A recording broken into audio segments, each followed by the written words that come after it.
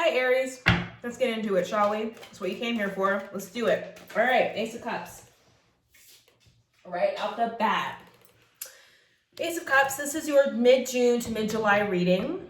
Sorry I had these are late. Sorry. Also very much not sorry.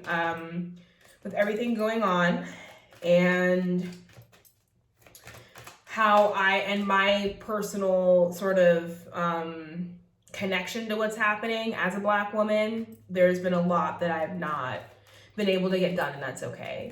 These readings being part of them. But we're here now. I am going to be putting out a video with my own thoughts and feelings about what's happening. And yeah, so let's just keep going with the reading and we can talk about that stuff later. Ace of Cups, first card out. Okay, so you know, yeah, definitely could be new love, could be a new relationship, could also represent your own cup runneth over, feeling in abundance, whatever maybe you needed to heal from the last couple of months, you are finally receiving that healing. That's a lot. An offer that has the capacity to be very emotionally fulfilling for you.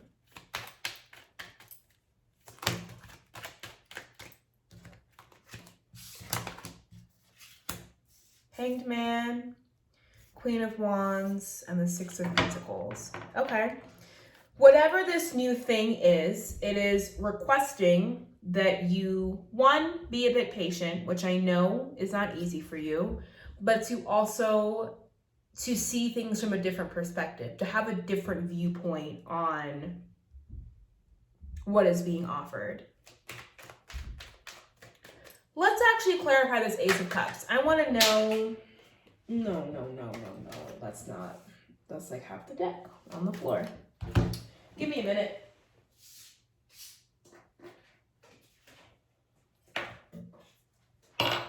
Well, you all have a lot to say, that's for sure. Okay. Let's clarify the Ace of Cups. What is this Ace of Cups representing for Aries for mid-June to July?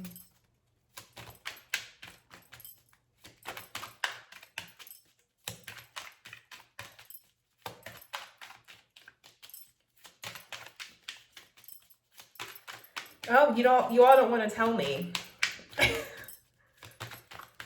You all don't want to, now y'all don't have shit to say. Thank you. Okay, so it looks like it could be an air sign, a Libra potentially, Aquarius or a Gemini, or somebody that evokes the Queen of Swords energy.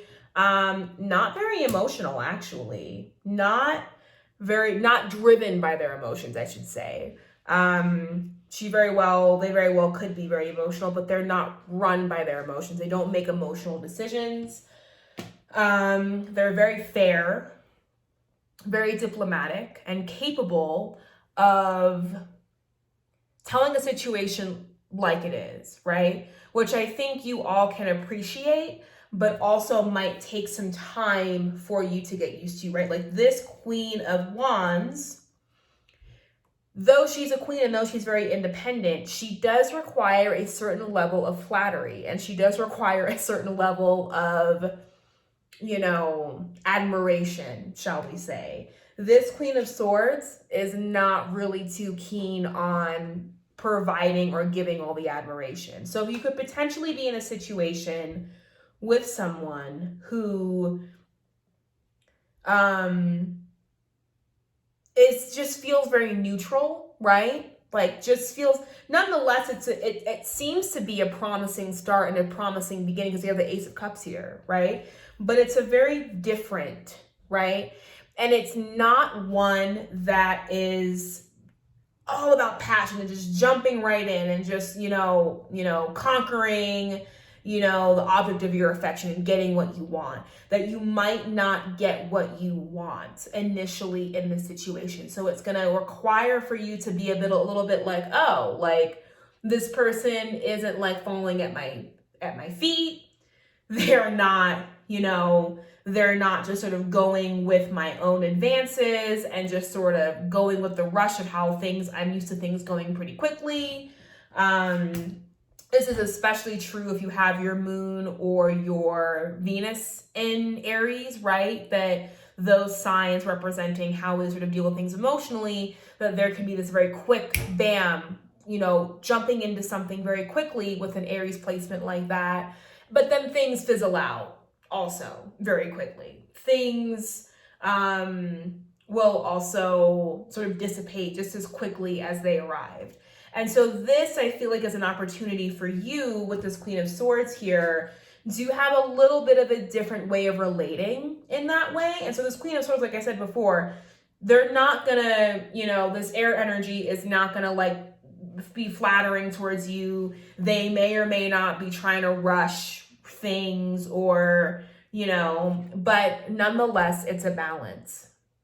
Because of that, there is an equilibrium that you're able to strike where there isn't this, you know, you're not bored easily. You're like, oh, like there's this balance of give and take. And I don't just come in here as an Aries and suck all the air out of the room and then be surprised when people can't breathe, right?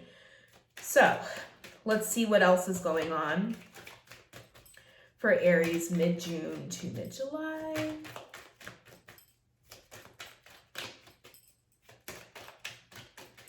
I have to find better lighting. I don't like this lighting very much.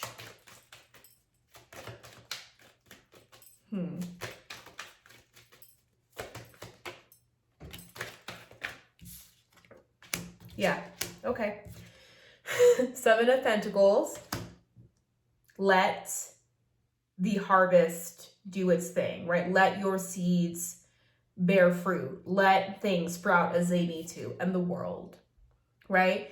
That if you are able to and capable of stepping into this energy of like, okay, well, like, let me actually plant something substantial. Let me actually, you know, see where this thing can go, right? Let me actually take the time to invest, right? You are willing to invest here with, I feel as though it's this person, right?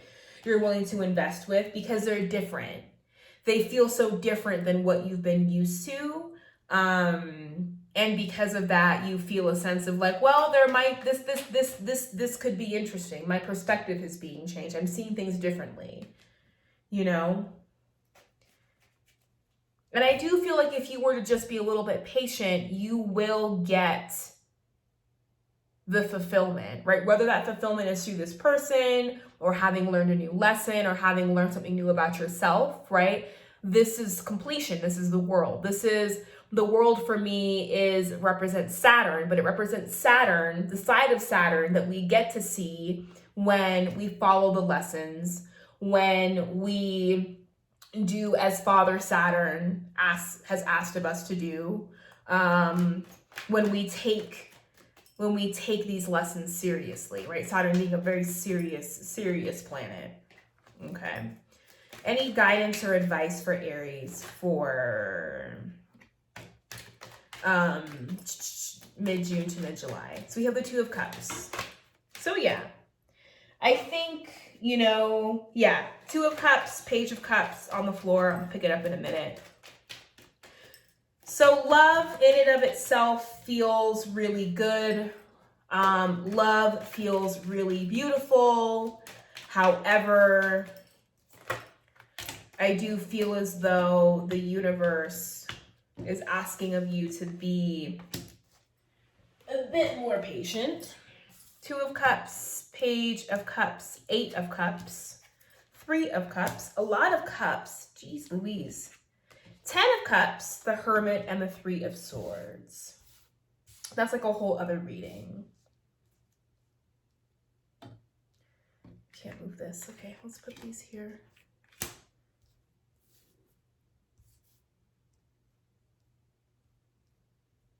So yeah, I feel as though the Eight of Cups is forcing you or pushing you to find fulfillment in a deeper and less superficial way, right? Three of Cups here, I feel like being the way in which maybe you have attempted to find fulfillment before through other people, through potentially indulging in addictive substances. Three of Cups could also represent indulgence in drinking and alcohol and partying, right? That, you know, okay, I'm understanding now that there could be maybe a knee-jerk reaction to feel as though because you aren't getting the rush and you aren't getting what you are used to getting in relationships with people, that there could then be this feeling of like, well, maybe I'm not feeling fulfilled, right?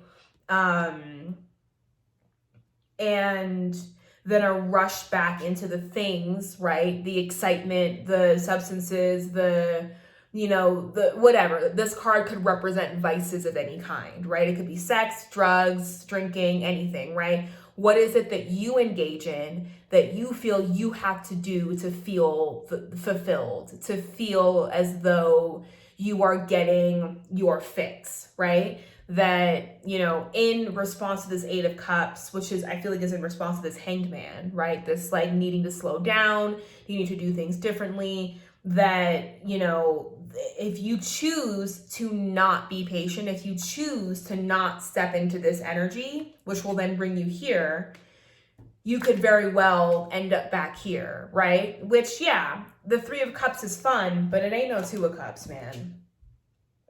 It ain't no Two of Cups. It's not. And I'm not just saying that because I'm coming from a space where I'm trying to place value on this more than I place value on this, right? I think friendships, for me personally, have been way more valuable to me in my mental health and my well-being and my personal growth, right? But with this Two of Cups, but that is because even in my friendships, I bring a Two of Cups energy to the table, right? Where I am willing to connect. I am willing to sit through the discomfort. I am willing to heal and be healed, right? That there is this symbiotic kind of relationship and this ebb and flow that's happening, which makes the relationship fulfilling, right? So, if you are having a reaction or a rejection to this, right? That, running back into this, we do have the Ten of Cups and the Hermit and the Three of Swords, which once again tells me that I feel as though the Hermit just sort of is looking upon this Ten of Cups of like, damn, I actually missed out on this opportunity, right? That you then are sort of, okay, well, if we really want to talk about fulfillment, if you want to go on this deep, dark journey and what fulfills you, you might find yourself alone, right? Some of you may need to be here. Some of you actually don't have to be here. But in essence, it's heartbreaking. In essence, it forces you to look at all the ways in which you might have put these three swords in your own heart. So, final advice for Aries. Final advice for Aries for June to July.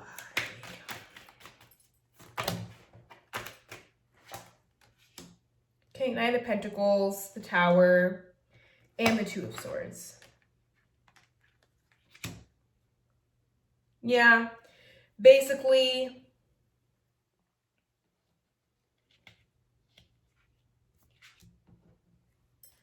don't fuck things up.